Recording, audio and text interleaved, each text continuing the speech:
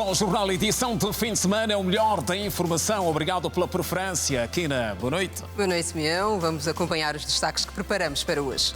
E avançamos hoje com novas opiniões à volta da expectativa na produção de alimentos, desafio lançado para os próximos anos. Custos com os serviços de tecnologia. Angola ainda é dos países com a tarifa mais alta do continente africano. Cancro no país. Diagnósticos chegam anualmente aos mais de 1000 casos. O da mama é a líder na lista. Celebrações do 4 de fevereiro com a voz de ex-militares que pedem mais apoio de parte do Estado.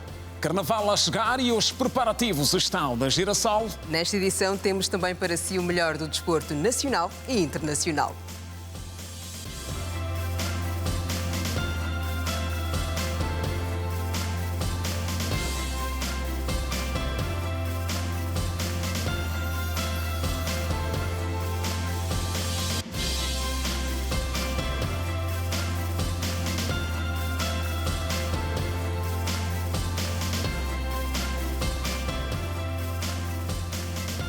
Boa noite. Olá, bem-vindo. O jornal começa hoje com opiniões à volta da expectativa do Estado no que diz respeito à produção de alimentos. Um desafio lançado para os próximos anos, com uma das mais grandes apostas em termos orçamentais. E com o objetivo de colocar o mais breve possível o país num patamar de autossuficiência alimentar. A reportagem a seguir é mais um resumo do que se pensa em torno do Plano do Estado. A execução do Plano Grão, Plano Nacional de Fomento para a Produção de Grãos, deve arrancar ainda no primeiro trimestre deste ano. Estimado em 1,6 mil milhões de kwanzas, o programa vai contar com 2 milhões de hectares de terra e, numa primeira fase, vai abranger 4 províncias, nomeadamente Mochico, Lunda Norte, Lunda Sul e Cuando-Cubango. Quanto aos produtos, o Executivo selecionou os seguintes: arroz, milho, trigo e soja. Mas é sobre a farinha de trigo que queremos falar. A previsão é que a partir de 2027 sejam produzidas 6 milhões de toneladas desses cereais por ano, invertendo as atuais 3,14 milhões de toneladas de grãos. Entretanto, para este engenheiro agrônomo, as perspectivas do governo podem ser elevadas demais. Não é que seja errado ser ambicioso, mas a ambição deve estar à medida das nossas possibilidades, quer atuais, quer de crescimento. E o que me parece é que, de um modo geral, as metas que foram estabelecidas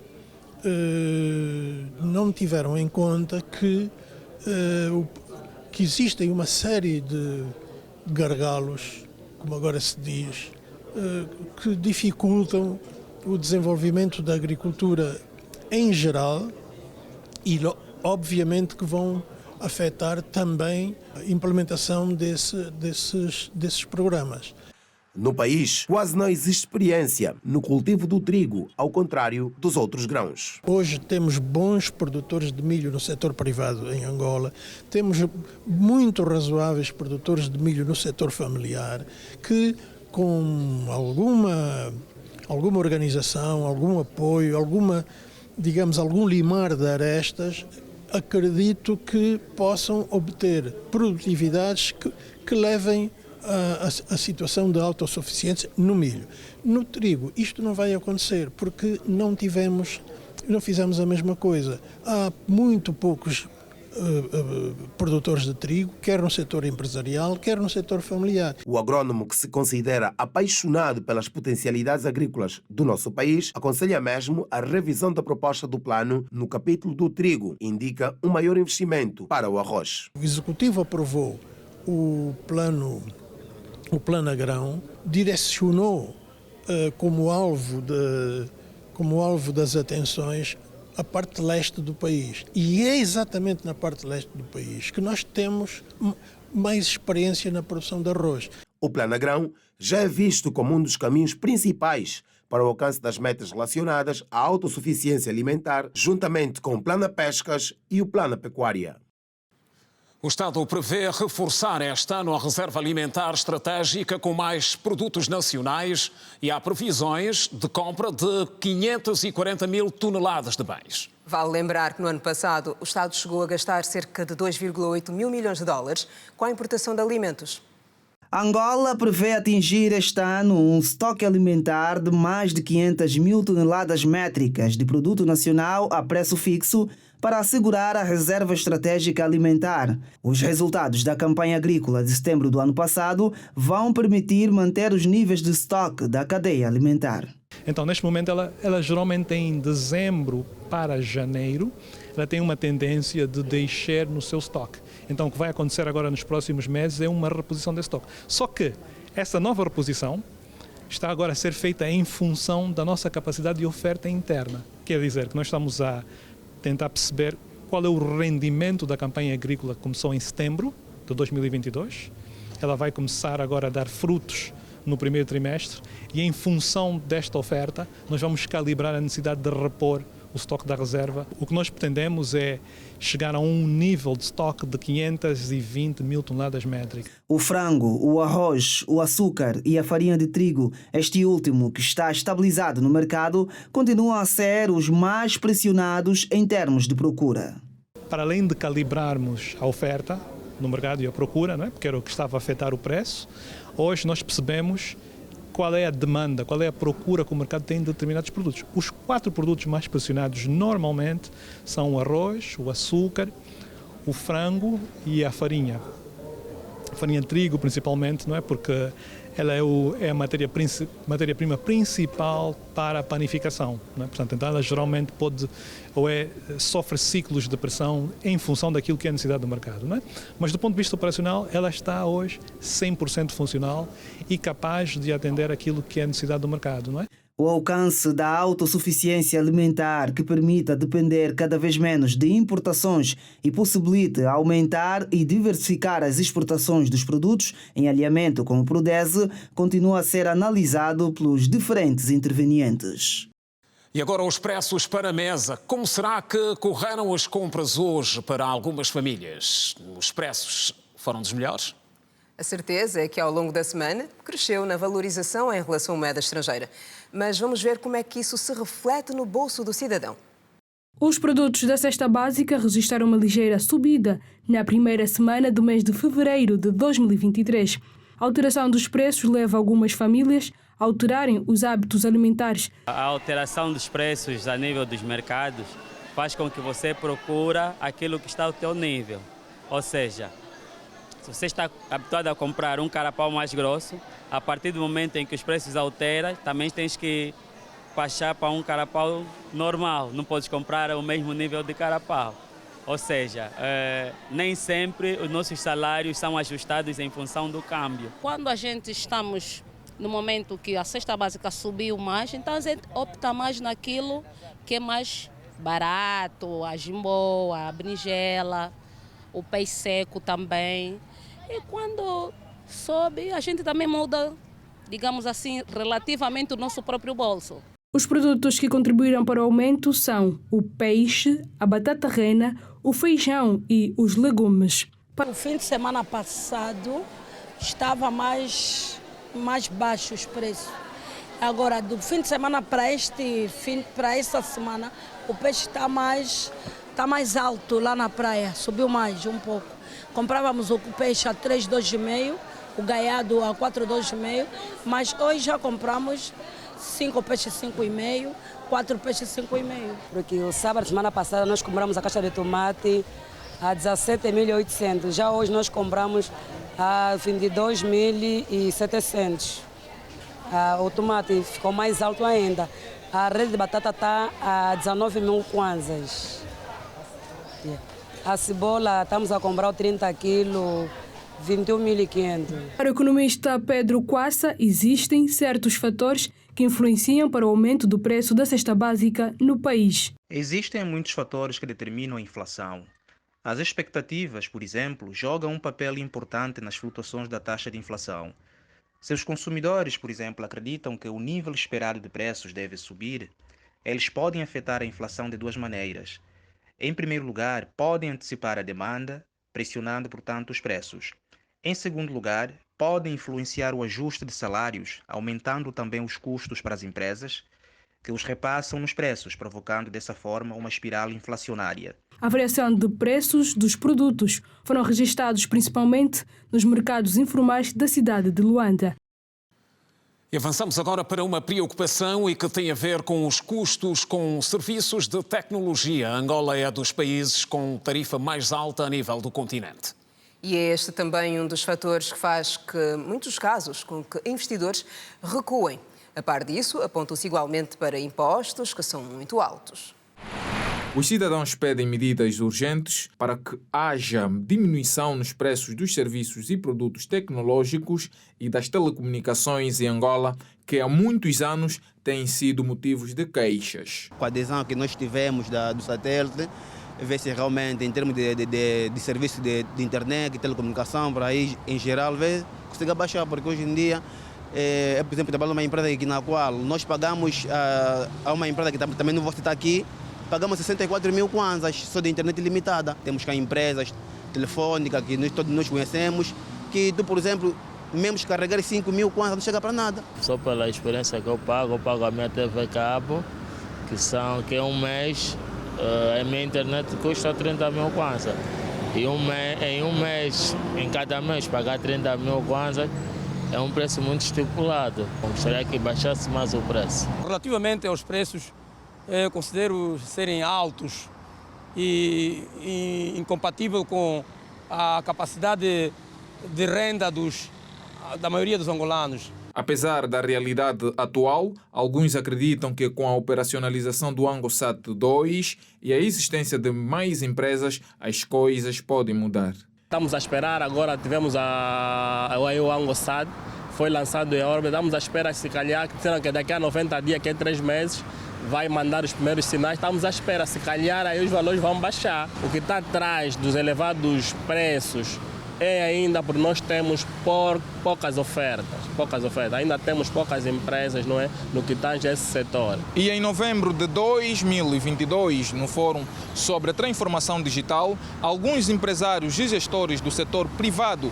tecnológico e das telecomunicações apontaram os impostos e a falta de investimento no setor como principais causas do aumento do preço tanto na área tecnológica como das telecomunicações. Se houver uma bonificação em termos dos impostos que nós temos que pagar e as contribuições que temos que dar ao Estado, com certeza absoluta que essa bonificação vai se repercutir no utilizador final.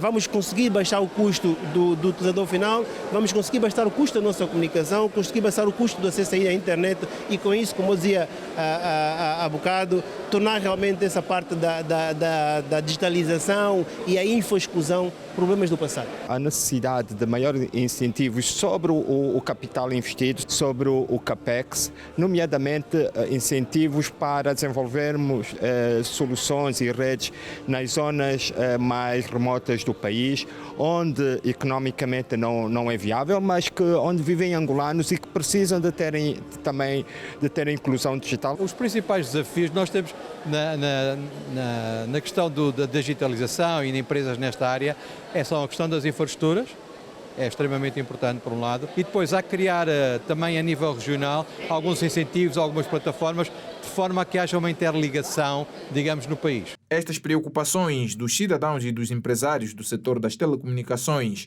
e tecnologias de informação surgem numa altura que o Ministério das Telecomunicações, Tecnologia de Informação e Comunicação Social está a criar todas as condições para inverter esta realidade. Por exemplo, em março de 2021, as autoridades do setor tinham anunciado que os serviços de telecomunicações no país teriam os preços regularizados. Todos os anos chegam a ser diagnosticados no país mais de 1000 casos de cancro. São dados oficiais do Instituto Angolano de Controlo do Cancro, que também confirmam que o cancro da mama lidera a lista de diagnósticos. O cancro é uma doença silenciosa e que, se não for diagnosticado precocemente, é fatal. Margarida dos Santos e Maria Manuel são duas mulheres que o destino juntou na mesma história, a luta contra o cancro da mama. Descobri um caroço cheio na minha mama. Aconselharam-me ao centro de oncologia. Lá fui, comecei a fazer as consultas e disseram que era um tumor. Tiveram que retirar, fazer a operação nas glândulas, tirar para ver se era um tumor maligno ou benigno. depois detectou-se que era um tumor maligno e que de imediato tinha que se retirar a mama. Na primeira quimioterapia foi fácil, né? Não senti muitos sintomas, mas quando cheguei a casa foi enjoos, vômitos, náuseas, foi uma semana de cama. Mas na segunda, como tenho um Deus muito grande, eu tenho um Deus que é o meu Deus. Na segunda, na terceira, na quarta, na quinta, venci, estou aqui. Em Angola, crescem os casos de cancro. Só no ano passado, dados indicam que a única unidade de referência no controlo da doença no país recebeu diariamente cerca de 300 pacientes diagnosticados com os vários tipos de cancro. A presidente da Associação Semana Rosa, organização voltada à luta contra o cancro, entende ser preciso aumentar o nível de informação sobre a doença. Nós encontramos pessoas que não sabem o que é. É muito difícil tu chegares para uma mamã com uma certa idade e dizer que o médico tem que apalpar a sua mama para poder identificar se tem uma doença, se tem um nódulo.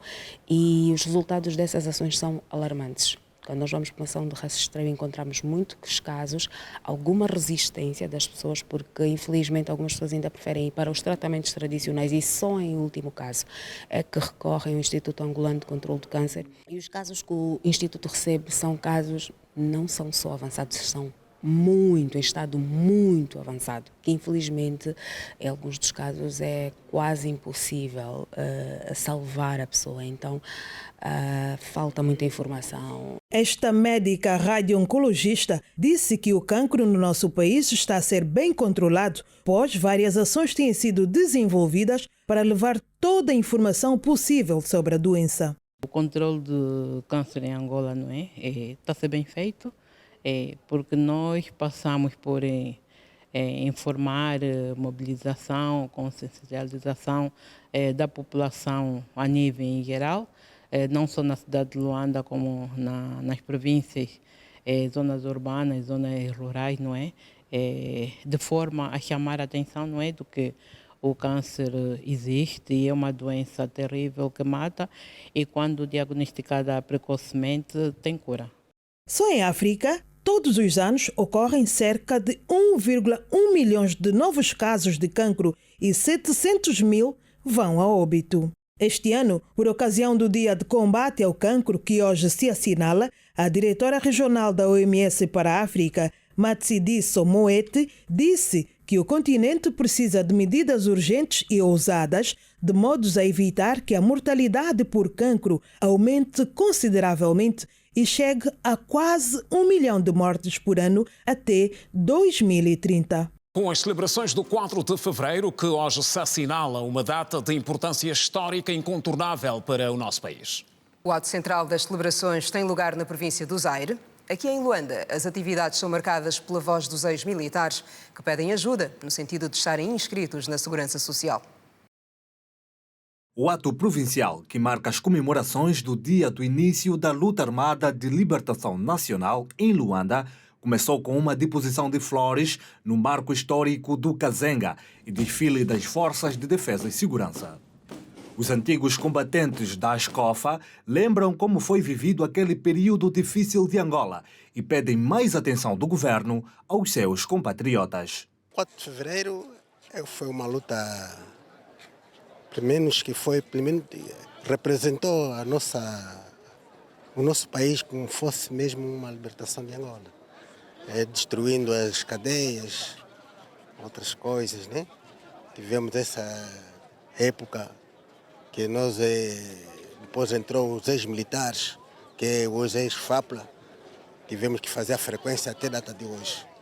Então, nós, a ASCOFA, viemos representar também a nossa parte aqui, que são os ex-militares. Era aluno na altura, fui tirado da escola para ir ingressar nas Forças Armadas. Então, foi uma fase muito difícil. Valeu a pena, porque hoje estamos libertos do jugo colonial. Eu deixo uma recomendação ao governo angolano para que olhe para os ex-FAPLA, porque nós fomos intermediários. Depois de 61, há veteranos de guerra e da pátria. Depois há ex-FAPLA, cujo tratamento ainda não é condigno. Estamos entregues à nossa sorte. Nessa altura, pedimos encarecidamente à imprensa para que leve essa preocupação, que os ex-militares precisam mesmo da Caixa Social. O dia 4 de fevereiro representa um marco para a história recente de Angola, porque foi nesta data que começou a luta armada de libertação nacional. Por isso é importante que os jovens desta geração reconheçam os feitos dos antigos combatentes, pois eles são os heróis nacionais. E o ministro do Interior reconhece a data e pede que os mais jovens valorizem os principais autores da história de Angola. Por isso, esse é um dia muito importante para a nação e, sobretudo, para os nossos vindouros, nossos jovens, para tirar esse exemplo de desenvolvimento, porque as pessoas têm que começar a pensar que o país está praticamente em paz. Estamos numa fase de reconstrução e desenvolvimento nacional e também apelamos para a unidade de todas as forças vivas da nossa nação. Recorde-se que a 4 de fevereiro de 1961, patriotas angolanos desencadearam um ataque à cadeia de São Paulo e à casa de reclusão em Luanda, dado início à luta armada que culminou com a proclamação da independência nacional a 11 de novembro de 1975. Ainda sobre o 4 de fevereiro, uma das perguntas que não se cala nos dias de hoje tem a ver com o que os jovens sabem e pensam sobre a data. E mais, como se tem passado o legado histórico dos heróis à nova geração, que tem a obrigação de preservá-los. São apenas algumas perguntas. É das datas mais importantes da nossa história. Contribuiu fortemente para que angolanos conquistassem a independência nacional em 1975. 62 anos depois, a juventude recorda esta data com satisfação. Apela à valorização do 4 de fevereiro e sublinha que é preciso que se faça mais para a valorização dos heróis nacionais. É uma data muito importante porque, primeiro, revelou muita coragem da parte dos nossos ancestrais, né? Visto que eles enfrentaram o colono mesmo estando em desvantagem, visto que eles naquela altura já tinham armas de ponta, né, podemos dizer assim, mas eles mesmo em desvantagem lutaram contra o colono. Isso, de certa forma, nos beneficia até hoje. Trouxe a autonomia do povo angolano para libertar-se do jugo colonial e também é muito importante para a reflexão sobre o que é que nós pensamos por Angola. Pensar o país é pensar no bem-estar daqueles que lutaram para que a nossa independência fosse possível. Por isso, hoje olhamos, todos com orgulho, pelo que angolanas e angolanos, entre conhecidos e anônimos, fizeram para que Angola fosse livre da dominação colonial. Muitos que dizem de que sentem-se melhor com o colono, esses não têm vergonha. O colono, o que ele fez no tempo colonial foi um caso sério. Hoje é quinta-feira, não é? Amanhã é sexta. Começa as rusgas. A prender as pessoas à toa, mesmo que você não bebeu, dizem que você bebeu e te levam na cadeia. Isto foi de forma que eles massacravam, maltratavam o angolano, que é nato do seu país. Foi o motivo que fez com que o 4 de fevereiro surja.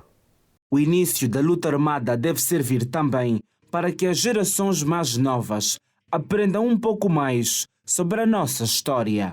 O 4 de fevereiro representa parte da nossa história e da nossa angolanidade. Conhecer a história de uma nação significa resgatar e preservar a tradição daqueles que contribuíram para que chegássemos ao ponto em que nos encontramos. Trata-se de uma oportunidade única de compreender, inclusive, a nossa própria identidade. A rainha do 4 de fevereiro, Engrácia Cabenha, é convidada do programa Biografia deste sábado na TV Girassol. Ela conta a história do 4 de fevereiro na primeira pessoa. A bandeira, nós pegamos a bandeira do português. Essa bandeira, rasgamos. Nós fomos atacar o palácio. Tirar a bandeira do palácio. Para meter a nossa bandeira de Angola. Me sinto bem. Os heróis do 4 de fevereiro são mesmo, são heróis mesmo. Não são heróis na boca, são. produção. Eu me sinto bem. Realmente, eu me sinto bem. Porque que a gente cria, aos poucos, estamos a ver. E falta mais. Porque nós não lutamos para brincadeira. É para enriquecer o nosso país. Por isso que a mulher angolana decidiu. Não é só o homem que vai à luta. Eu também vou. O que faz o homem, eu também vou fazer. Não deixe de acompanhar daqui a pouco mais sobre a história do 4 de fevereiro no programa Biografia, após o Girassol Jornal. A fogueira dos heróis, um símbolo herdado da vasta história que envolve o 4 de fevereiro. Já agora, você sabe porque é que esta fogueira não pode acontecer noutro momento, senão exatamente na noite de 3 para 4 de fevereiro? Saiba o porquê. É assim todos os anos. Homens e mulheres reúnem no marco histórico do Kazenga para render homenagem aos mais de 3.000 combatentes que na histórica madrugada do dia 4 de fevereiro de 1961, por vontade própria, decidiram pôr fim à opressão colonial portuguesa. Há 62 anos, aqueles angolanos falavam uma única língua e, em uníssono, apelavam para a liberdade. Eu andei à procura da independência e estamos independentes. Sinto-me bem, embora que temos certos problemas para resolver, mas sinto-me bem. Engrácia Cabenha é a rainha do 4 de fevereiro e cada vez que nos aproximamos da data, a sua alma esboça satisfação e um sentimento de dever cumprido. Quando está por aproximar-se o fevereiro, o coração já toca daquilo que a gente sofreu. O angolano não podia falar, porrada. A gente não tinha voz. Grande sacrifício, grande sofrimento. E que me marca mais, você está a trabalhar na Senhora Branca. Xé! Indígena. O nosso nome era indígena. Esta é a fogueira que relembra o 4 de fevereiro de 1961.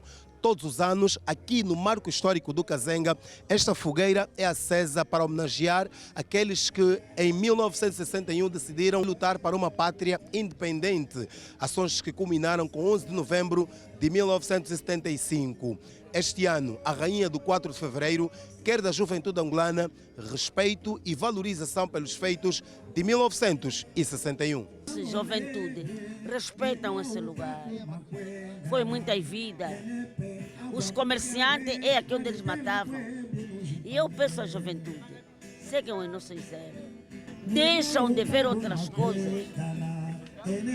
Seguem o nosso exemplo. Essa é a mensagem que eu deixo para os nossos filhos, para os nossos netos. Respeitar os mais velhos. Hoje, passar o testemunho às novas gerações de angolanos sobre os atalhos percorridos na busca da libertação nacional é o mais importante. Primeiro é passar o espírito heróico daqueles jovens ontem e hoje, os nossos mais velhos, que de forma destemida conseguiram enfrentar o poder colonial da época e o espírito de resiliência que sempre tiveram para justamente vermos Angola independente. Quem assistiu ao 4 de fevereiro de 1961 tem motivos para cantar vitória. Acompanhei de perto a situação do 4 de fevereiro. Não é coisa de me contar, eu vi pessoalmente. Foi aquilo histórico. Para nós, como angolanos, é uma vitória. Foi ali onde começou para a nossa liberdade. Porque se não fosse 4 de fevereiro, nós estávamos libertos do colônia português que nos colonizou durante muito tempo.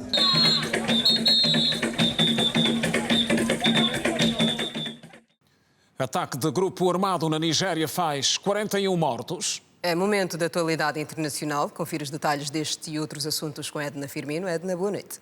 Boa noite, Kina. Boa noite, Simeão. Boa noite a todos. O ataque aconteceu no estado de Katina, no território dos Bakore, onde civis do grupo de vigilância Yansakai foram alvos de uma emboscada por criminosos que os residentes apelidam de bandidos, mas as autoridades classificam como terroristas. O incidente começou na quarta-feira à noite, quando homens armados com AK-47 atacaram uma casa e roubaram 50 vacas e 30 ovelhas, o que levou a que no dia seguinte membros Yansakai de 11 aldeias Bakore se juntassem para perseguir os agressores com o objetivo de recuperar os animais roubados. Outras notas internacionais, acompanhem. O Papa Francisco chegou hoje à Catedral de Santa Teresa, na capital do Sudão do Sul, Jabá, para um encontro com a comunidade católica, enquanto o arcebispo de Canterbury e o chefe da Igreja da Escócia realizavam serviços religiosos em outro lugar. O Papa Francisco disse que as igrejas no Sudão do Sul não podem permanecer neutras, mas devem levantar suas vozes contra a injustiça e o abuso do poder, quando ele e 2 outros líderes cristãos conduziam uma missão de paz ao mais novo país do mundo. A visita conjunta é a primeira desse tipo na história cristã do Sudão do Sul. Existem 2,2 milhões de deslocados internos no Sudão do Sul, de uma população total de cerca de 11,6 milhões, e outros 2,3 milhões fugiram do país como refugiados, segundo as Nações Unidas. Enquanto protestos mortais se espalham pelo Peru, uma batalha política se desenrola dentro dos corredores do Congresso, isolados das ruas por centenas de polícias, veículos blindados e um labirinto de portões. Os legisladores estão em desacordo sobre a realização de uma eleição antecipada em outubro deste ano, após a disposição em 7 de dezembro do presidente esquerdista Pedro Castilho no meio do seu mandato. Um evento que desencadeou semanas de protestos que resultaram na morte de 48 pessoas. Os 2 maiores partidos têm apenas 24 e 15 assentos no parlamento, respectivamente, e dificultam o alcance das maiorias necessárias para a legislação. O Sri Lanka comemorou hoje 75 anos de independência com um desfile militar na manhã deste sábado, em meio a protestos de clérigos e estudantes que lutam contra a crise financeira no país. O Sri Lanka tem uma população estimada em 22 milhões de pessoas que durante o ano 2022 passou por muitos desafios, desde a escassez de moeda estrangeira até uma inflação descontrolada e uma recessão acentuada. O país também foi atingido por altos impostos, escassez de itens essenciais como remédios e combustível e cortes diários de energia. O presidente do Sri Lanka prometeu colocar a economia de volta nos trilhos. 2 suspeitos de assassinato de 6 membros de uma família latina ocorrida em janeiro na Califórnia, entre os quais uma mãe adolescente e um bebê, foram hoje detidos, segundo informação do xerife do condado de Tulare. Os 2 suspeitos, Ángel Joseph Uriarte, de 35, e Noah David, de 25 anos, foram detidos por delegados do xerife e agentes federais depois de estarem sob vigilância 24 horas por dia desde 23 de janeiro. O xerife disse que a dupla é suspeita de ser a única perpetradora dos assassinatos e que se acredita que o massacre tenha resultado de atividades organizadas de gangues, embora o motivo preciso permaneça indeterminado. Preparativos para a edição 2023 do Carnaval. A festa está cada vez mais perto de acontecer. E você vai ver como é que decorre a preparação no seio da União Caboclo Meu, o primeiro vencedor do Carnaval da Vitória, conhecido como o Grupo Rei da Casucuta. Acompanhe a reportagem.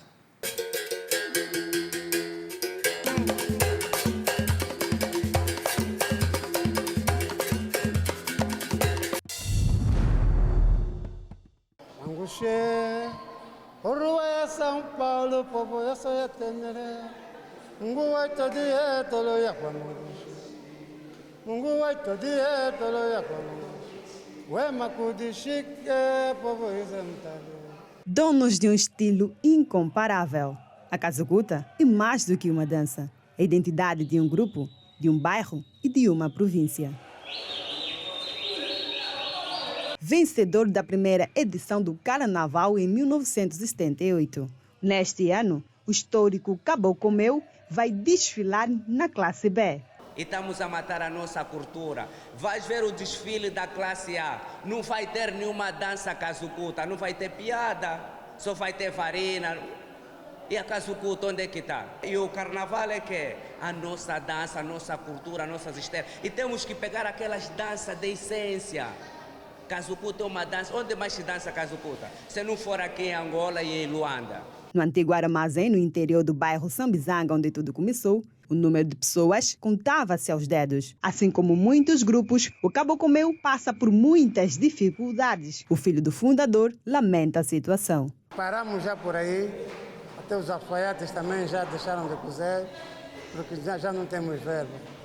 Também já não podemos emprestar mais nada. O grupo está assim, um grupo de renome, Cabo Comeu, para ficar nesse estado. Por isso é que estamos aqui. Esse carnaval, se a gente aparecer na marginal, da forma que as pessoas querem, é um sacrifício muito grande. Porque um grupo como o Cabo Comeu aparecer numa marginal, tem que ir mesmo como manda o figurino. Sabe?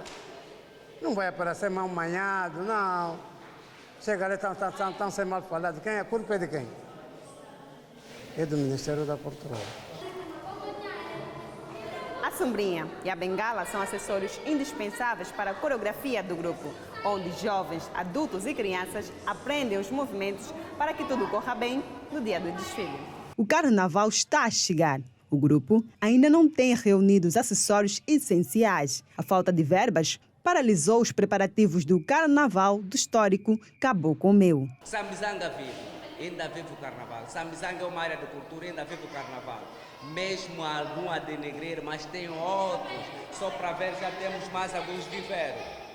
No dia 18 ou 19 vai aparecer um menino assim, que vai rasgar lá o tapete sem nenhum problema. Sai um, vai crescendo. Nós vivemos o carnaval, porque agora o carnaval é situação econômica. Agora o carnaval é um mercado, é negócio. Noutra hora não era negócio, agora o carnaval é negócio. Apesar das dificuldades, a esperança de levar o título continua. Acabou como eu sempre tenho surpresa. Nós podemos ficar desmotivados, mas quando chegar na hora, fogo. Oliveira Gonçalves, we ambele mantora, ambele aqua, ambele se calanga pala kubango ime. Oliveira Gonçalves, ambele mantora, ambele aqua, ambele se kalanga pala kubango ime. Etu twaye kiagule manya we. Etu twaye kiagule manya. We dishina janangole jaye kawerikanga.